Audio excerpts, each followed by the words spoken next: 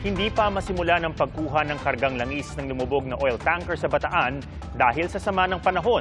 Sakaling magka-oil spill, pinangangambahang umabot ito hanggang Metro Manila. Saksi si John Consulta.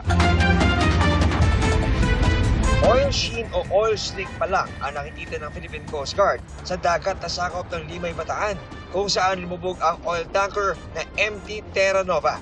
Pero nais nilang maagapan ang posibleng pagtagas ng langis na laman ng tanker. Ang mga gagamiting equipment para sa misyong ito, inihanda na ng mga tauhan ng Coast Guard Bataan. Ipangaharang sa posibleng pagkalat ng langis ang oil spill boom. Ito nga yung private salvage company na tutulak ngayon sa bahagi ng karagatan ng Limay, Bataan kung saan lumubog itong MV Terra Nova. Ayon sa Philippine Coast Guard, itong grupong ito ang siyang gagamitin para sipsipin ang 1.4 million na litrong industrial oil na nakarga nitong MV Terra Nova. At sa oras na masipsip ito ay kakarga naman, lalagay dito sa mga plastic containers na ito para talaga namang maalis sa peligro itong karagatan ng Bataan. Sinimulan na ng Coast Guard ang pag-usuri sa tubig sa paligid ng lumubog na tanker. Pero dahil sa sama ng panahon, hindi nasimulan ang siphoning o pagkuha ng langis mula sa tanker.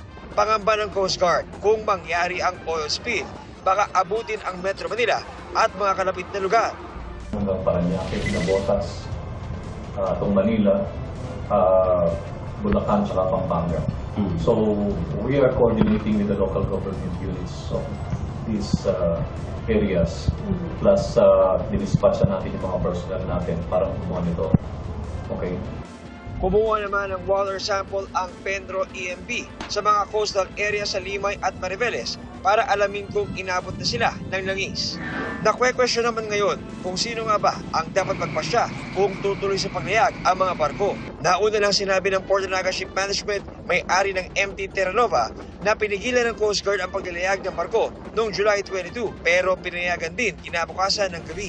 Ang tinatanong mo namin kung siyempre magagaling yung go signal sa Coast Guard ay sa PPA, Philippine Port Authority, hindi ko namin yun ma-clear kung pinayagan.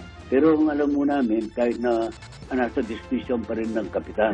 Nakipagpulong na sa Coast Guard ang may-ari ng barko para sa plano at timeline ng paghigop ng langis. Ang goal po natin ay zero oil spill. Just in case po na worst comes to worst na kung talagang mangyari po, ay nakahanda naman po tayo lahat. Nakakasa po ang ating mga equipment at yung ibang equipment na wala dito sa Pilipinas ay mga na-request na rin po natin sa ibang bansa.